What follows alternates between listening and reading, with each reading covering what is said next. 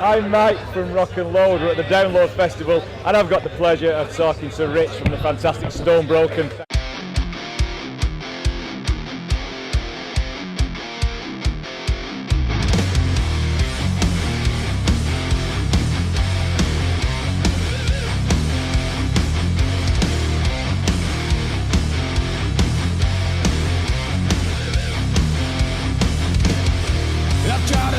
But you just won't leave me alone. I'll think of something just to answer your call. Cause you care, but you don't. You can leave, but you won't let me go. Thank you very much. Thanks for talking to us, Rich. Thank you very much. Obviously, you're not appearing here this weekend. No. But hopefully next year we'll get you on the bill. It would be nice. Download. It would be fantastic. Very nice. So your debut album was released earlier on this year in January. Yeah. All in Time. So why did you call it All in Time? I suppose it was a philosophy from the early days of the band. We got together in 2013, but we didn't do anything other than lock ourselves away, rehearse, write songs, refine the sound. And a lot of people were saying, you know, come on, you need to start gigging, you need to start doing this, that, and the other. And it was kind of like we're just going to take our time a little bit, get it right first time, and then really hit it. So that's kind of our ethos: is take your time, don't obviously drag your feet, but just do it properly. And that's how we came about. And it works out well because you have made a stonker of an album. Thank you very much. Well, thank you for making it. Was the album self-funded? Did you have funding to make the album, or did you just do everything yourself? What we did is we released an EP first, which was called The Crow Flies, and being able to sell that through to start gigging, we made a little bit of money off of that, which then didn't fund the entirety of the rest of the album, but it helped. Yes. So, but everything that's gone in so far to date is out of our pockets. We kind of work to do this. You know, we've all got jobs, and all of our money goes in, all of it. So. Is it right that the initial pressing of the album sold out within a day? Yeah, the day after it came out, we didn't even realise that the pre-orders had gone so well.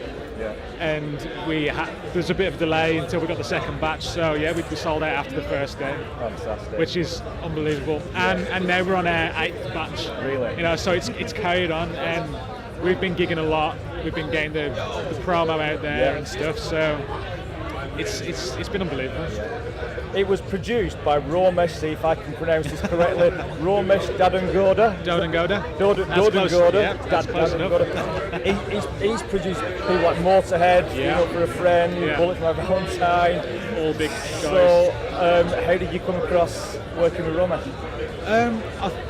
He actually heard a demo version of one of our tracks, Fall Back Down, and got in touch with us on Twitter saying, guys, if you want to record an EP, if you want to do an album, I'll be more than happy to work with you guys. I like your sound, I think I can do good things with your music. So we'd been fans of Romesh for quite a while beforehand, so it was kind of like, is this really happening? You know, we were just doing the local studio thing at the time, and he got in touch, and we just couldn't let the opportunity fade away, you know. So we said, yes, we'll do an EP first with you, and then it ended up being an album in the end. It ended up being All in Time. So the EP actually ended up being an album? Yeah, 5 tracks, which we released first. They were put together with the next 5 tracks to make the album. Right, fantastic. Did you record it? He's in Cardiff?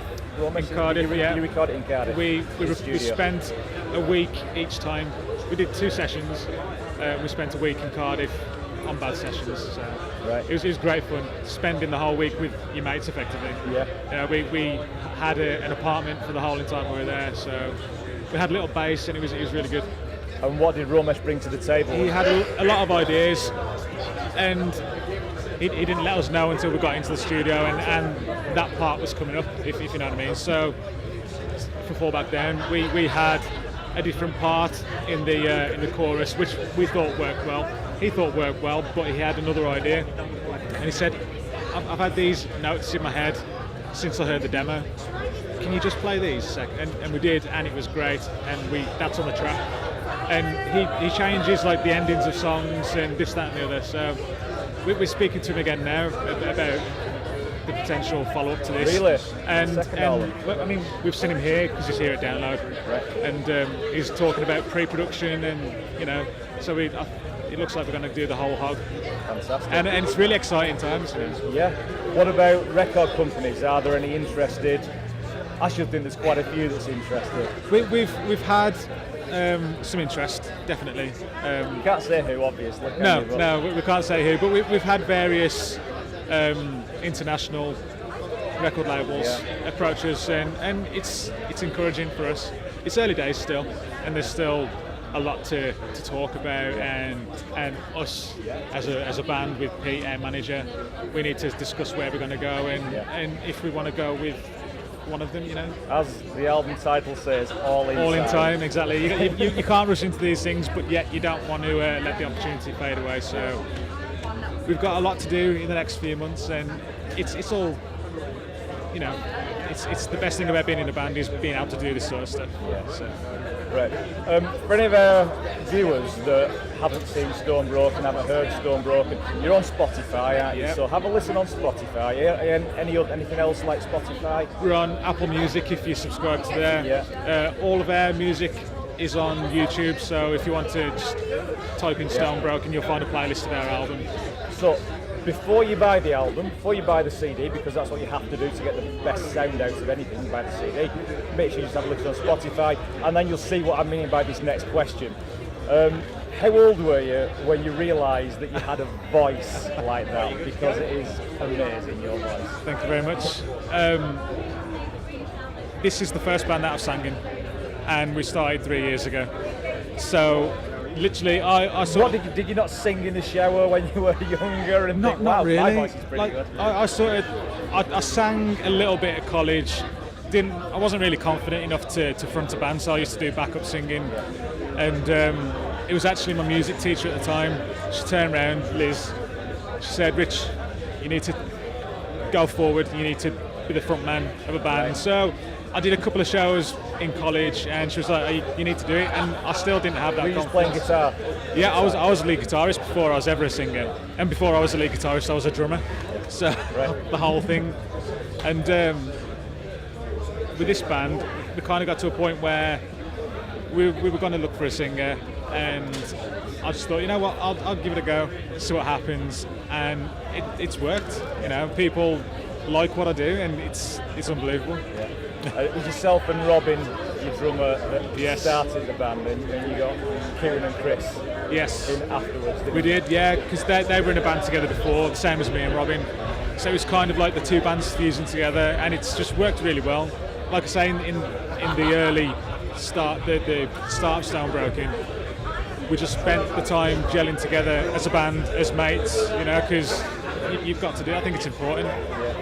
And with Robin being a lady, being Yeah. a girl, Yeah. does that attract any fans towards the It does, band? it does, and it's surprisingly not really male. There are a lot of female fans, and you hear it all the time at our shows.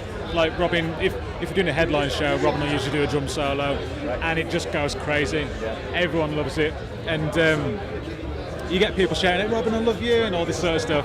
And I was kind of like, "Do you want me to move it the way so you can all have a look?" But it's absolutely great. Oh, that's spoilt our table. No, Just just put it back in place. Has your voice ever been compared to anybody else? It's been compared to a lot of people. Anyone who's got kind of a gravelly tone, really. I suppose Chad Kruger, obviously, Corey Taylor, Dave Grohl, even Eddie Vedder at some points. So Are you happy with those comparisons? they're all big bands, so I can't complain. I'd rather people say that I've got a voice like those than people who aren't good singers. Well, absolutely. So- I mean, anybody that likes those bands Yeah. will love Stone Broken as well. There's no doubt about it.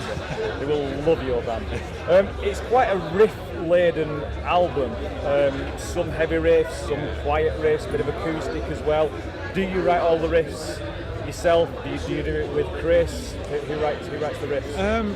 A lot of the ideas just start in there, and it can be at any time in the day. I can be anywhere really. So if I'm at work, I'll go and hum it into my phone in the toilets, Right. and that sort of thing.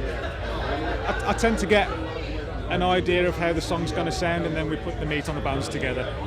You know, so a lot of the riffs will tend to happen in our studio when we're warming up, just waiting for Kieran or Chris or whatever. And yeah, they just happen organically, I suppose. And Chris has brought some ideas to the table, and so have I. So You can't beat an album that's full of good riffs. And yours is full of good riffs. it's the kind of music that we listen to as well. You know, I love people like Zakk Wylde, and you know, and he's like a riff legend. So I take a lot of my inspiration from there. Right. Brilliant. Okay, a couple of questions that aren't about the band, but your Okay. own personal taste. What's the greatest riff ever written?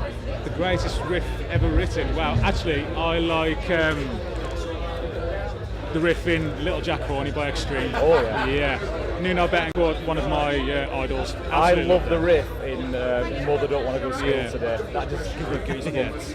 Yeah, Every absolutely time. unbelievable. Little Jet Horny as well, yeah, fantastic. That's a good answer.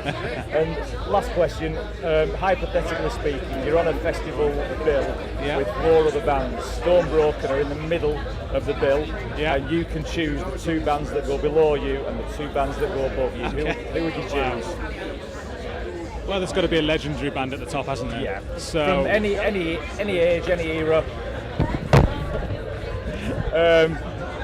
Alive or dead, whoever you want to choose. Okay, I would choose Alice in Chains, top of the bill. Yeah. Just because I'd love to see Lane Staley. With Lane Staley. With Lane Staley, yeah. Second, Blackstone Cherry. Then us. Oh, this is a really tough one. You can go at the bottom if you want. Yeah, if you that don't makes it want to, difficult, us being in the middle. Yeah. If we can go at the bottom, You I'd go at the say bottom. I'd like to see Pearl Jam on there, Alice in Chains, Blackstone Cherry, and Van Halen. Just You know, I had a feeling you were going to Really? say Van Halen. Really? I had a feeling. yeah, Van Halen. Yeah. Good choice, fantastic Oh, lineup. good. Rich, it's been a pleasure talking to you. Hopefully we'll see you here at Download Yes. on the main stage. Let's do it on main stage. This Nice. time next year. How cool will that be? That would be awesome. Thank you very much. Wanna